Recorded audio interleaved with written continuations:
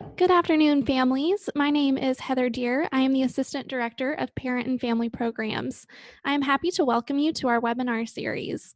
Our webinar series is designed to provide you with information about the student experience and opportunities your student may take advantage of. Our session today includes a presentation about academic advising at William & Mary that will last approximately 25 minutes. At the end of the presentation, there will be time for you to ask questions. We ask that you keep your microphones muted for the duration of the presentation in order to maintain the best sound quality for all attendees.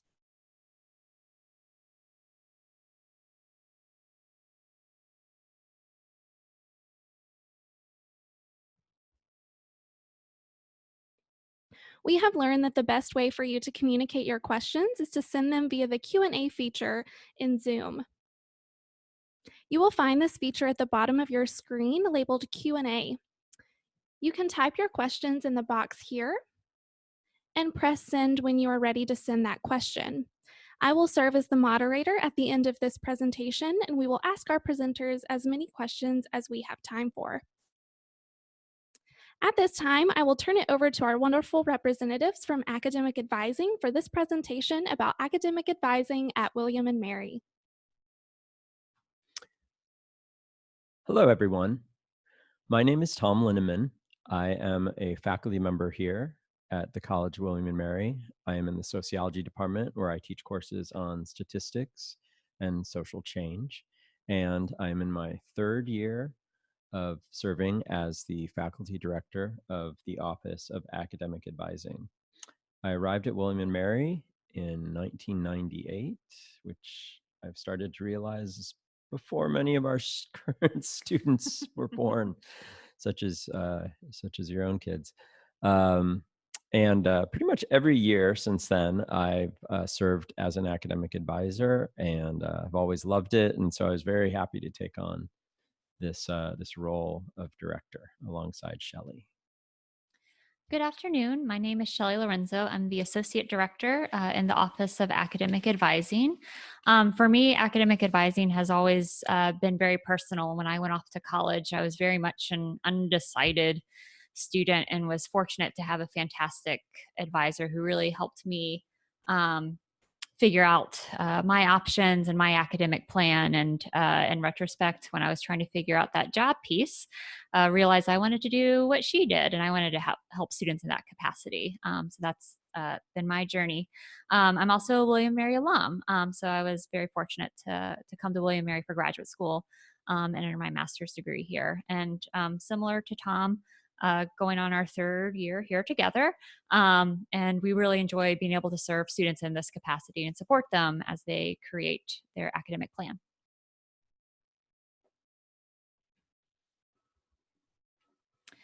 So to begin with, I'm going to talk a little bit about what our academic advising model looks like. Every institution has a bit of a different setup. Here at William & Mary, we have a faculty advisor model. And what that means is all of our students are assigned to one of our faculty members to serve as their academic advisor. For our incoming students, we ask them questions over the summer prior to their entry here to get to know what their interests are. And we match those incoming students with a pre-major advisor, so one of our faculty advisors, based off of those interests. And students will stay with that pre-major advisor until they declare their major. So for most of our students, they will stay with their pre-major advisor during their freshman and sophomore year. And then end of sophomore year, early junior year, when they move on to their major, they will work with that department to identify their major faculty advisor and be with that person for the remainder of their academic career. Students might have other faculty advisors as well. So for example, if they have two majors or a major and a minor, they would have a faculty advisor for each one of those areas as well. Our office, the Office of Academic Advising, also has professional advisors on staff. So if students have questions or concerns, or maybe sometimes faculty gets stuck too, there's a lot of policies to keep track of. Our advisors are on standby to serve both students and faculty to ensure that our students make positive progress towards graduation.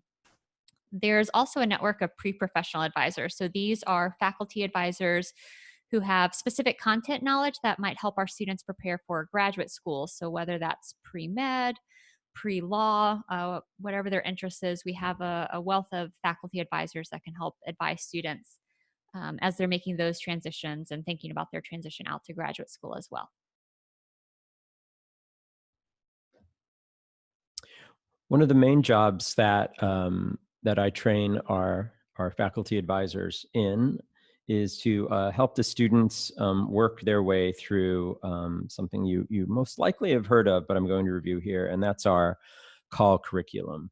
We're currently in our fifth year of this curriculum, I think. Yeah. So now all of our current students are on this new curriculum, and we're very excited about how it's working out. So right now. I'm assuming most of you have new students. There may be some variation there. You may have a transfer student or a sophomore perhaps, but I'm going to assume that most of you have students who are brand new to the college. So currently they're in their first year of the call curriculum, where one semester they're taking their call 100, and then the next semester they're taking their call 150, or there's the reverse. Those are not ordered in any way. So about half of our students are currently enrolled in their call 150 course, and then in the spring they'll take their call 100 course. We really prefer that that the students take one of these each semester, and these are set up as seminars. The call 150 is limited to 15 students. The call 100 is a little bit larger. Like 20 to 25 students at the most. And we really try in these courses to provide them with a foundation of skills with regard to writing, with regard to presentations, with regard to doing research, that will serve them throughout their time at William and Mary. Also, perhaps in their first year, but also likely in their second year, they'll take what we call the Call 200 courses, and these are my favorite courses of the Call curriculum. I really like what these courses try to do. Um, these courses are anchored in one of our domains. We have 3 domains that you see here. We have NQR, which is natural and quantitative reasoning. We have ALV, arts, letters, and values, and we have CSI, which is the social sciences. What does that stand for? Why am I not thinking? It doesn't stand for crime scene investigation. No, that's not what it stands I can for. tell you that. Community, society, and the individual. Yes, there we go. And yeah. So, for example, my domain. No, I didn't know exactly what it stood for. As a sociologist, my domain is CSI, which I always think is kind of cool. So anyway, these courses are grounded in one of their domains, and then they reach out to one of the other domains. And I think this accomplishes something really, really great in that it helps the students to really make connections among all of these areas, and to show that they're not, silos that are completely separate from one another. So for example, I teach a Call 200 course called Social Movements and Social Change, and it's definitely grounded within sociology, but we reach out to both ALV and NQR. We reach out to ALV and look at the artistic performative aspects of protest. And we also reach out to NQR, where we're looking at social movements that for one reason or another, have to interact with the natural sciences, whether that be, for example, AIDS or animal rights or the peace movement or something like that. Call 300 is most likely going to be taken by your students a little bit later on. And this is Call 300 in the world. A lot of your students will satisfy the Call 300 through a study abroad experience. However, if they don't have that opportunity, we offer lots of Call 300 options on campus here. The Call 400 is a course that typically they'll take in their senior year as part of their major, the capstone experience in their major that we designed to bring everything together. And I think really quickly, what's not represented on this particular graphic are the proficiencies. So students will also take a math proficiency course, creative arts proficiency course, and their foreign language proficiency. So just to make sure we represent all aspects of their degree requirements. Those are some other, they're not officially part of the core curriculum, but they are part of their graduation degree requirements. Yeah, so the job of our pre-major advisors is to kind of help the students keep track of all this, to guide the students on how to use all the technologies, how to use DegreeWorks. That's a big one that we use that is wonderfully color coded. That really helps us all keep track of which proficiencies, which call courses have been fulfilled, and it can help them with their major as well. Mm-hmm. So yeah. So I'll talk a little bit about kind of what the year looks like in terms of advising. So back in August, as part of your students' orientation experience, they were able to meet with their pre-major advisor for the first time. Oftentimes those meetings can feel hectic for the students, right? They just moved in, they're trying to get everything settled.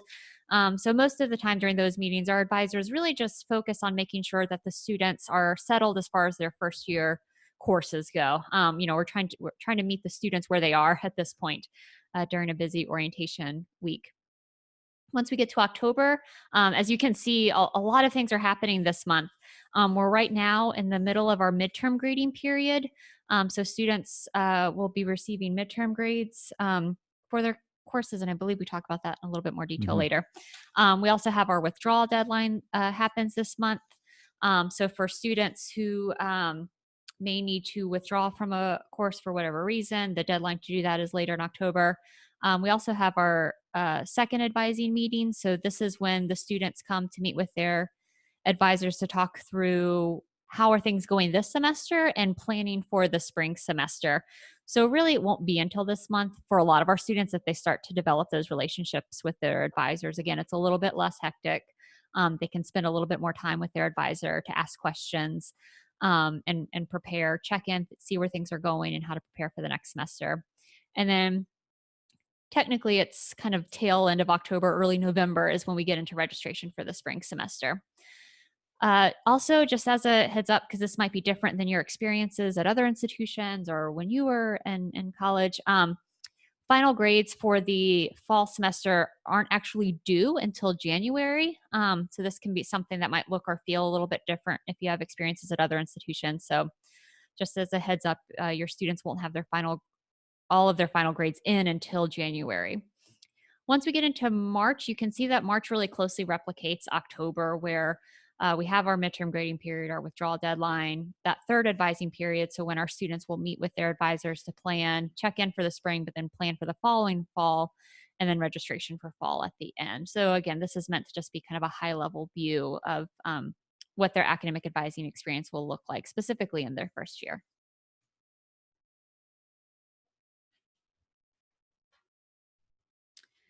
So getting into more specific dates, again, especially as these dates are coming upon us quickly, our second advising period will start next week. So that's a 2-week window when students and their advisors will come together to check in on how things are going for this fall semester. They should have some midterm grades that they can discuss and then start planning for their spring semester registration. The withdrawal deadline is October 28th. So again, if a student is in a situation where they feel they might need to withdraw from a course, that is the deadline to do so. And we encourage them to talk to their advisor, but they're also more than welcome to talk to the advisors in our Office of Academic Advising as well. And then registration for the spring semester will happen that first week of November.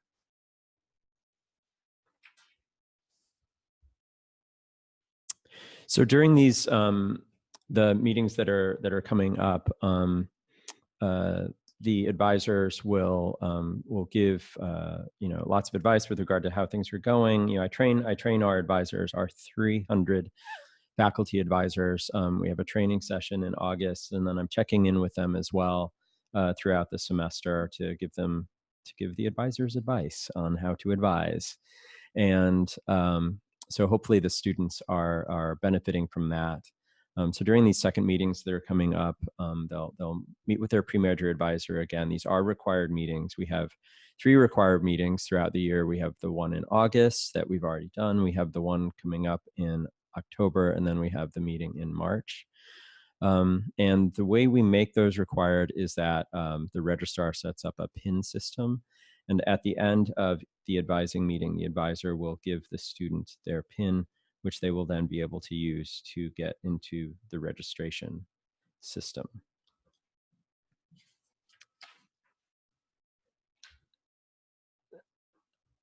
After the freshman year, as we've already talked about, until the student declares a major, they remain the advisee of their first pre-major advisor. However, in the sophomore year, we don't have required meetings. There are no PIN numbers. However, it's totally normal and common for advisors to either check in with their advisees, or for advisees to check in with their advisors and ask them some follow-up questions.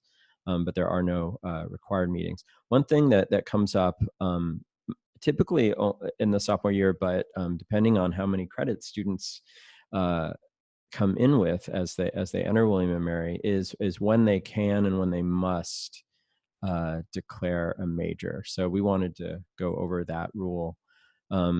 It's something that we get a lot of a lot of confusion, Questions, a lot of questions and confusion about. And if you look on the William & Mary website, if you type in declaration of major form, all this information is right at the top of the form. So that might be something you want to look at with your student.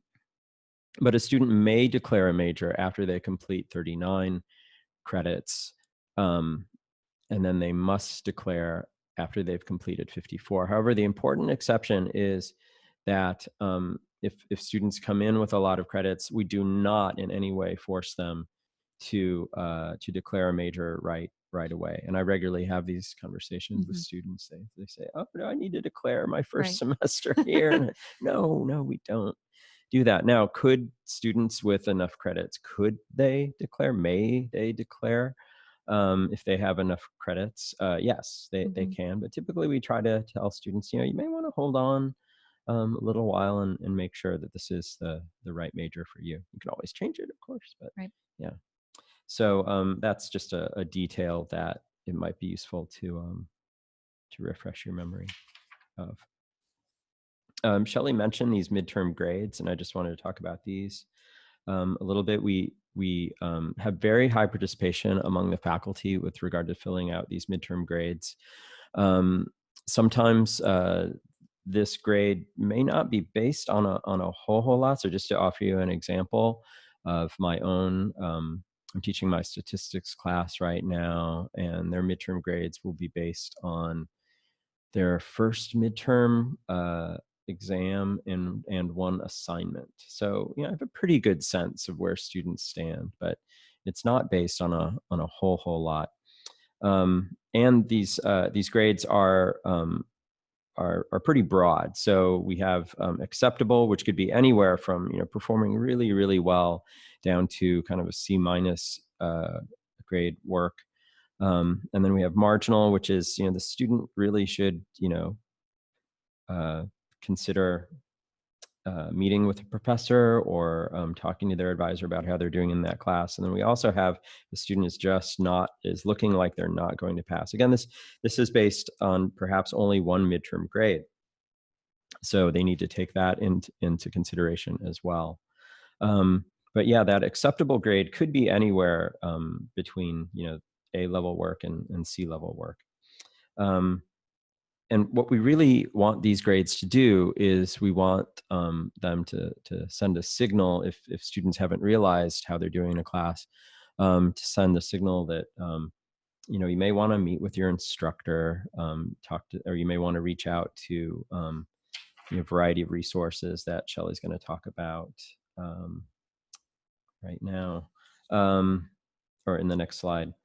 Do you want to talk about the FERPA? Sure.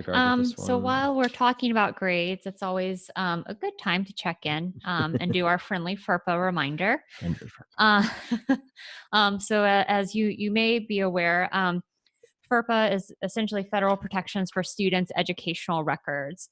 And so students the default setting is that students' educational records are not released, and they belong to the student. Students can opt to waive that to family members, and I'm sure you've already heard this from our colleagues around campus, especially in family and parent relations. We encourage those conversations early and often around access to students' records.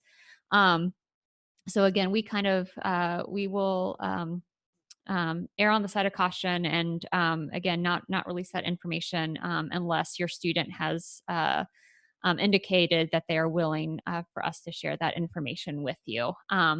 So again, if you haven't already had that conversation with your student, we encourage you to do so. But just know that we're not trying to be mean or hide anything from you. But if your student has not opted to share that information with you, we will not share that information with you. And it's ultimately for the student's protection, to make sure that we are doing our due diligence to protect their educational record. Speaking of resources, so the midterm grades come out. There's lots of resources to support students. So like I mentioned, our office, the Office of Academic Advising, our advisors are always available and on standby to support students. We're located in Swim Library, which is great. That tends to be a location a lot of our students spend a lot of time in. We also do a lot of collaboration with the Cohen Career Center. So as we were just talking about the declaration process, we have decided that the months of October and March are decision-making months. So our two offices coordinate a lot of programming to help students make educated and informed decisions around majors and careers. So our offices work really closely together to provide that support for students. As far as academic supports, both the Writing Resource Center and the Tribe Tutor Zone are also located in Swim Library. So they're right across the hall from where we are. And those are fantastic resources for students. The Writing Resource Center, especially for students that are in our kind of more writing intensive courses, it's just a great resource to help them get comfortable and confident with writing communication. But the title is a little misleading. Really, any types of communication the Writing Resource Center is prepared to help students with. So not just writing, but if there's presentations, that sort of thing. The Writing Resource Center is available to support students. We have our Tribe Tutor Zone for more content-specific things. So if it's a specific class, a specific subject that the student is struggling with, the Tribe Tutor Zone is available to help.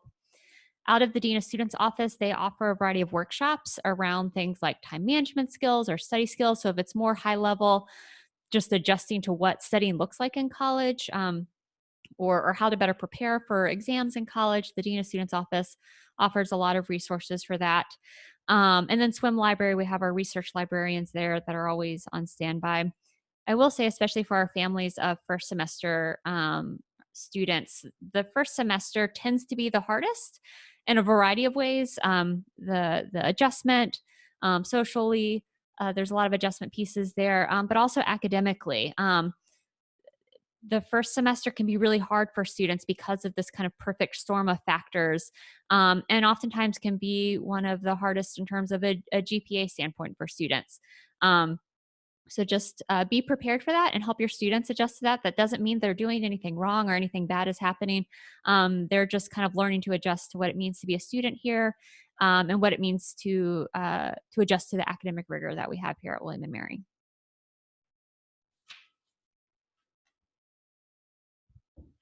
Wow, that was exactly 25 minutes. Fantastic on both of your parts. Yay. Thank you to Shelley and Tom for that wonderful presentation. At this time, we will take any questions that you have, and we will give just a few moments for you to use that Q&A feature here in the Zoom platform to ask us questions. Ask Shelley and Tom any questions about the academic advising process.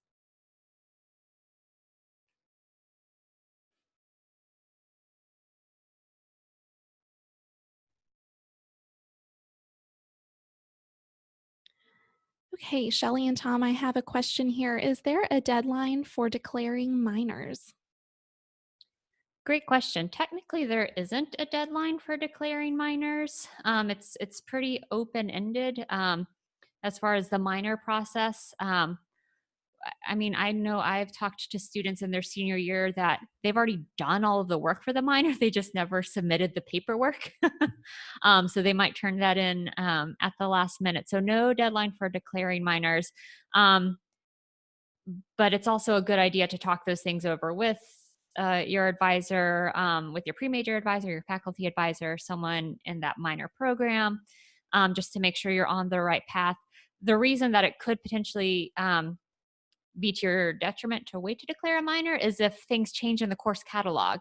So the catalog year in which you declare the thing, whether that's the major or the minor, those are the requirements that you're going to be held to. So if you start your minor in your freshman year but don't declare till your senior year, you might not be able to complete that minor if things have changed within the catalog. So the sooner you have an idea is always the better, but technically there's no deadline for that.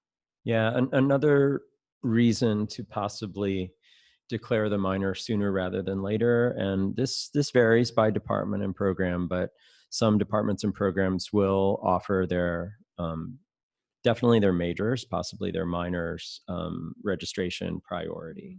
So if your student is going to declare that major or minor anyway, it behooves them to go ahead and take care of that, because it could help them to get into those courses. Right. Yeah. My next question for Shelley or Tom, are students expected to contact their non-major advisor, or should they wait to be contacted by an advisor? Oh, for their pre-major advisor for their next meeting. They should be getting contacted by their pre-major advisor any day now. I just sent out the email this morning to all my pre-major advisors with all the instructions. And one of those instructions was to contact their advisees and let them know how they want to set up those appointments. Now, one difference from the August meetings. The August meetings, we used a standardized platform that Shelley oversees. It's called Bookings. And it's part of the Microsoft package, and it syncs with professors' Outlook calendars, and we use that to have all the advising meetings in August happen on the same day.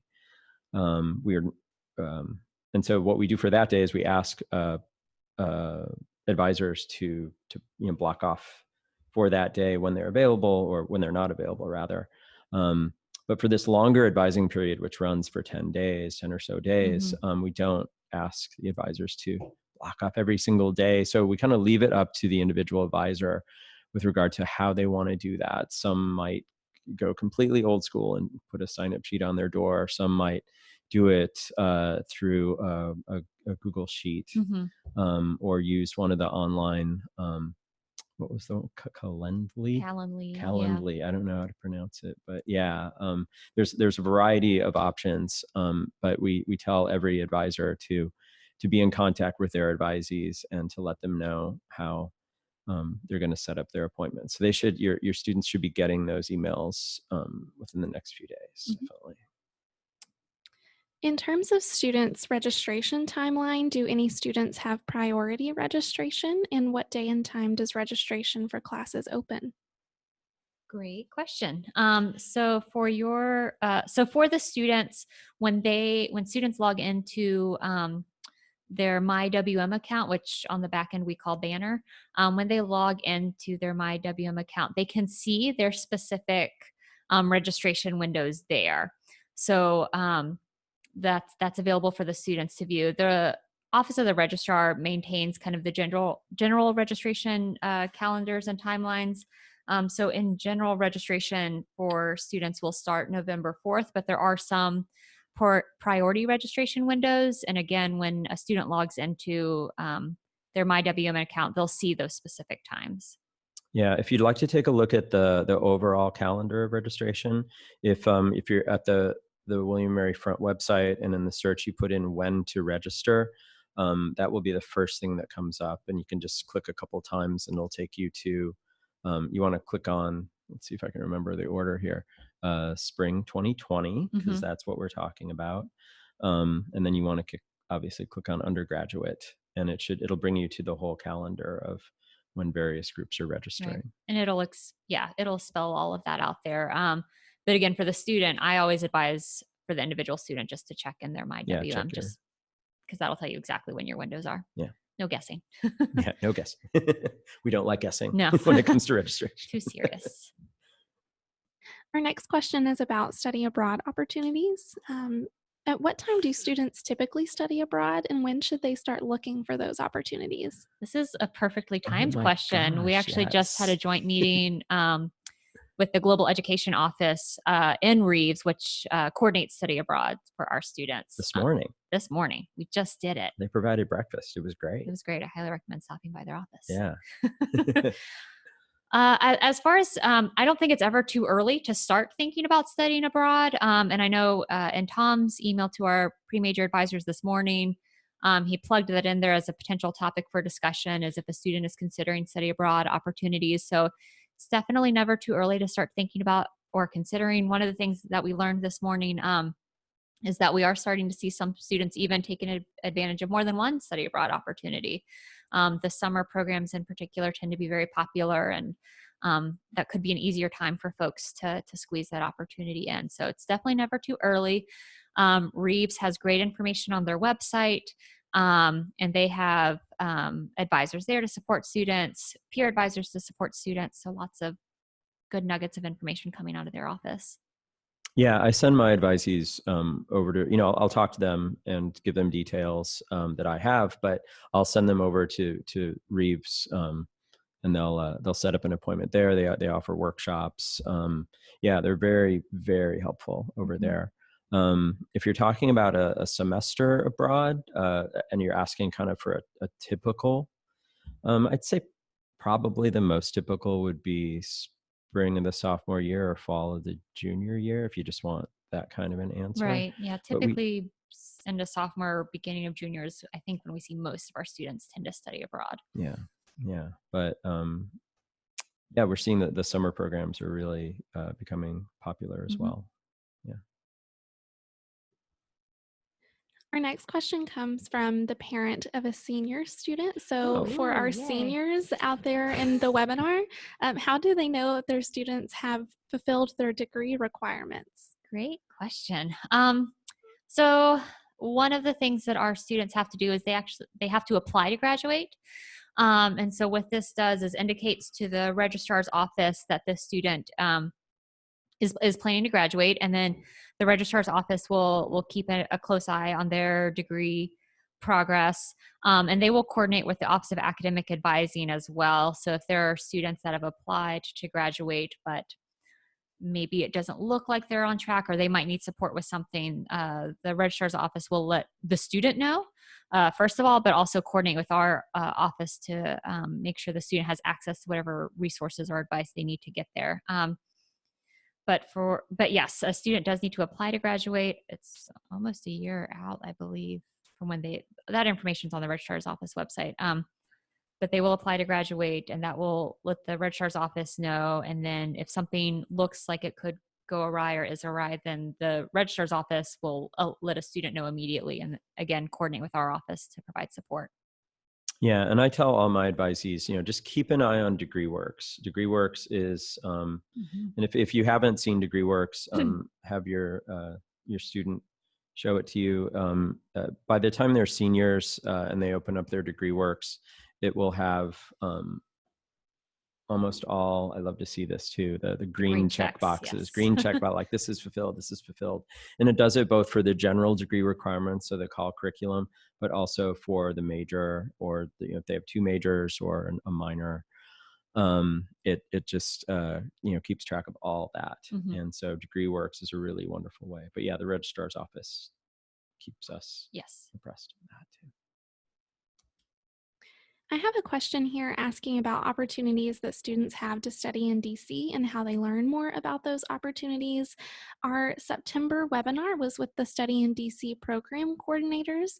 If you would like to go to www.wm.edu/parents, if you go to our webinars page, you can watch an hour-long webinar talking all about those opportunities, the application deadlines, and the experiences students might have in that program. Our next question is, if a student has a lot of credits coming in, can they change their social class? We get this question a lot from students. But the short answer is no. Social classes typically aren't adjusted until a student applies to graduate. That's typically the only time the registrar's office will adjust a social class, is when a student applies to graduate. Now, if you're talking about can they graduate early, Sure. a semester Yes. or a year early, Yes. then yes, they definitely can. Yes. That's totally possible. But they should, be forward thinking about when they're going to apply to graduate, and definitely work with their advisors to make sure that that's going to be possible. Yeah. Mm-hmm.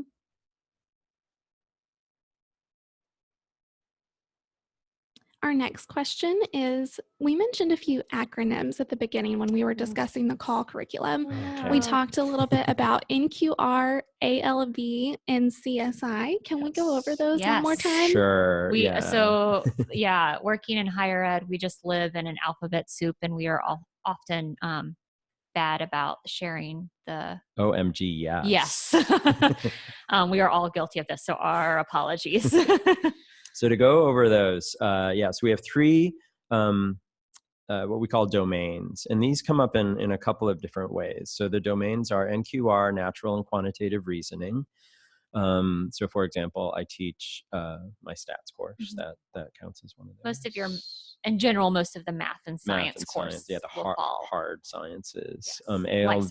ALV is arts, letters, and values. So that's going to be majors such as philosophy, history, English, your humanities. What you might call humanities. And then there's CSI, community, society, and the individual. And that's going to be area-wise things like sociology, psychology, or psychological sciences. Psychological sciences, government. Mm-hmm. Your social sciences. Is typically how I break it down. Yeah, and so those domains play a role both in the Call 200 courses. Students have to take one in each domain. Mm-hmm. That's anchored in each of those domains. They also come up though in what we call domain electives, and those are attributes that are attached to various courses. So that's something that I train my advisors in. There's the Call 200 courses that use the domains, but then there are the domain electives that also use these domains. But those are two different kinds of courses. And again, DegreeWorks will help your students keep track of, you need to have 2 more credits in this domain, mm-hmm. Domain elective, and you need to take another Call 200 course that is anchored in this domain. So DegreeWorks will help them do that. Yes. So I have one more question. If there are any other last questions, now would be the time to submit those before we wrap up. If a student has placed out of math and a foreign language, is it true that they do not have to take another math or foreign language class while at William and Mary? Placed out is can be a tricky phrase. So we do have students, for example, with a foreign language is easier, so I'll talk about that one first. If a student took 4 years of the same foreign language in high school, that will meet our foreign language proficiency requirements, and a student will not have to take that a foreign language here unless they want to. When it comes to the math proficiency, sometimes we do have students who through AP, IB, or dual enrollment credits are bringing in credits that can meet the math proficiency. So it's not so much that students have placed out, but that students are bringing in the credit that can meet that proficiency. So again, with math proficiency, sometimes we see students that will have brought in the credits to meet the proficiency. And then with foreign language proficiency in particular, the majority of our incoming students typically have already met the foreign language proficiency by taking 4 years of the same language in high school. So again, not so much they placed out, they just have already met it. Yeah, and again, I'm sorry to sound like a broken record here, but DegreeWorks will tell them if, yes, you fulfilled your foreign language proficiency, and here is how you fulfilled it. Mm-hmm. And yes, you fulfilled your math proficiency with this course that you came in with or that you took at William and Mary. So that's what I recommend my students to keep a close eye on. Mm-hmm. Yeah, great questions. Yes. Yeah. All right, seeing no other Incentives. questions, we're going to go ahead and wrap up today. Thank you again to both Shelley and Tom for spending time with us today to explain the advising process. If you have any questions, feel free to send them to advising@wm.edu or to families@wm.edu, and we can forward those along. This session was recorded today, so if you need to go back and re-listen to those acronyms or any of these deadlines, we will have the recording available tomorrow on our website at www.wm.edu/parents under our resources tab. Thanks so much for joining us today. Bye-bye.